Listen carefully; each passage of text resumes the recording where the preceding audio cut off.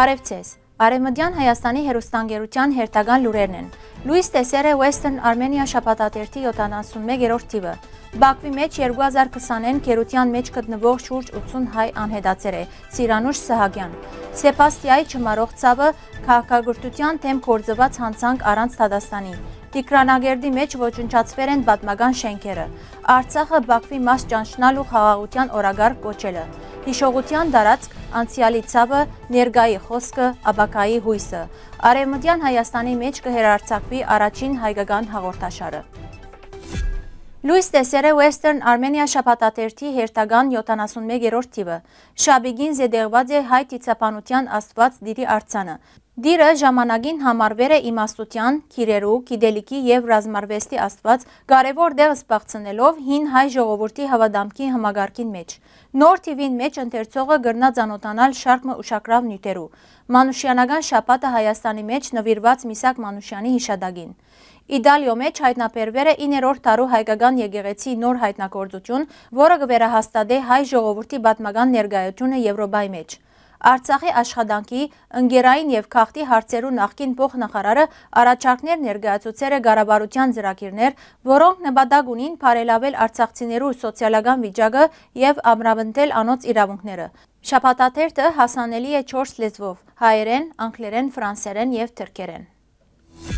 Ադրբեջանի մեջ շուրջ 80 հայ քերի ենթարկվել է բռնի անհետացման։ Բաքվի մեջ բահվող հայ քերիներու ու անոնց վերադարձի ուղիներու նյութով քննարկման ժամանակ այս մասին ասել է իրավապաշտպան Սիրանուշ Սահակյանը։ Քերիներու խնդիրին մենք երկու թադանգյուն կմոտենանք, որոնց մեկ կարևորագույնը ազատ արձակման հարցն է, բայց մինչ այդ բահման պայմաններն են։ Պետք է անոնց իրավունքները հարգվին։ Քերիներու հիմնախնդիրը կապված է բռնի անհետացման խնդրի հետ։ Եղել են դեպքեր, երբ շուրջ 80 հայ ենթարկվել է բռնի անհետացման։ Մենք ունենք մարդկային ճակատագիրներ, որոնք կշարունակեն մնալ անհայտության մեջ, նշել է Սահակյանը։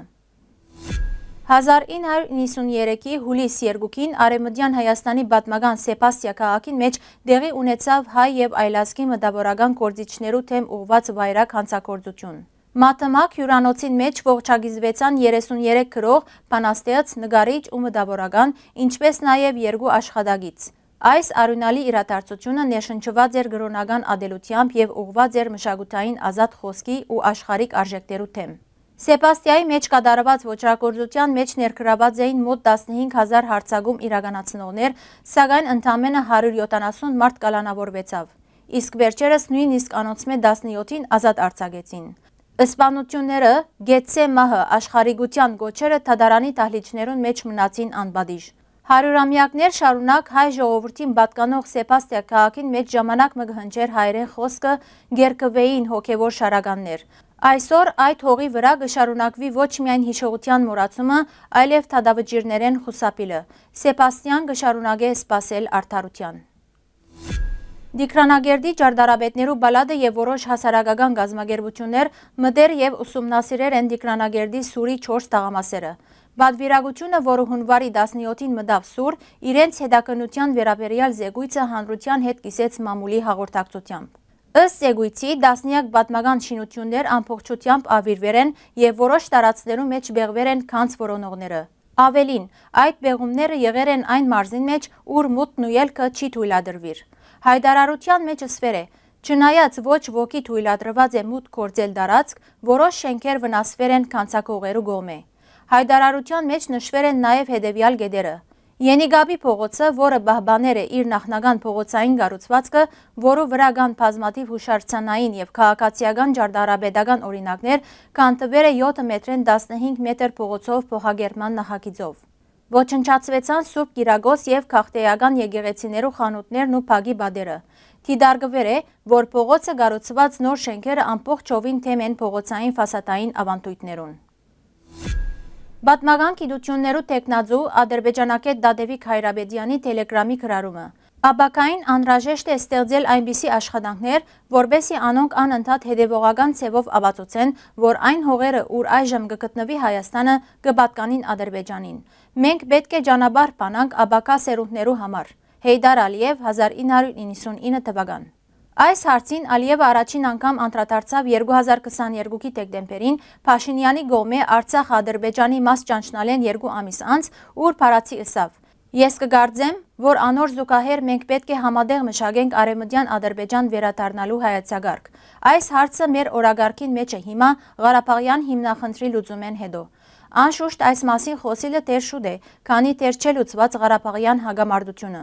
Բայց այսօր իմ կարծիքով պետք է ժամանակ գործընծնել, նաև նշելով, այս տարածքը Հայաստան երբեք չի եղած, այսօրվան Հայաստանը մեր հողն է, Արցախ-Ադրբեջանի մաս ճանչնալն ու անիգա խաղաղության օրագարկ կոչելը Ալիևին հիշեցուցեր է 23 տարի առաջ հոր ցկած բռնակրավման ծրագիրներու պատգամը։ Ապրիլ 21-ին 27-ը 23.5 Հրանտ ինքի հիշողության դեղը կգայանա միջոցառումներու շարք նվիրված հայրու դեմ իրականացված ցեղասպանության հիշադակին, Հրանտ ինքի պայքարին եւ այլընտրանքային աբակայի մասին մտածելու կարեւորության։ Այս շաբաթը կհամընկնի հիշողության տարածքի հիմնադրման 6-րդ տարեդարձի հետ։ Միջոցառումները հիմնված են Հրանտ ինքի 1996 թվականի ապրիլ 23-ին Ագոսի մեջ հրադարակված 23.5 ապրիլ վերնակրով հոդվածի վրա, որը վերածվեր է անցյալի հետ հաշտվելու, ցավը հիշելու եւ աբական միասին գառոցելու խորհրդանշական ուղերձի։ Հիշադակի հատուկ անկյունը կդրամատրվի 1915 թվականի հայրու դեմ իրականացված ցեղասպանության զոհերու հիշադակին։ Ապրիլի 24-ին Գոստանտո Բոլսո մեջ սերբակալված հայ մտավորականներու նկարներով մեկնարկող պաստարը կլրացվի այցելուներու կողմէ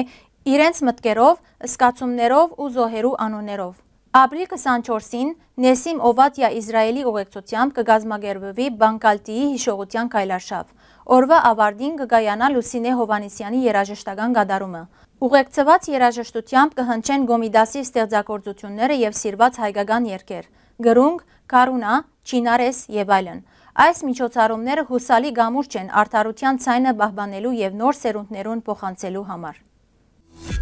Արևմտյան Հայաստանի մեջ հերարցակվող առաջին հայերեն թրքերեն հերոստալիկը Լուիս TV-ն դեղեկացուցեր է, որ շուտով եթեր կհերարցակվի 4 չարաճճիները սերիալը։ Անիկա գլա բռնակրաված Արևմտյան Հայաստանի մեջ հերարցակվող առաջին հայկական սերիալը։ Հերոստաշարը կհերարցակվի հայերեն հնչողությամբ եւ թրքերեն ենթագրերով։ Նշենք, որ Լուիս TV-ն հիմնադրել է Բոլսահայ լրագրող Արամ Քուրանը։ Այն սկսել է եթեր հերարցակվել 2019-ի հունվար 6-ին։ Հերարցակվող հաղորդումներու 70%-ը արևմտահայերեն է, իսկ 30%-ը թրքերեն։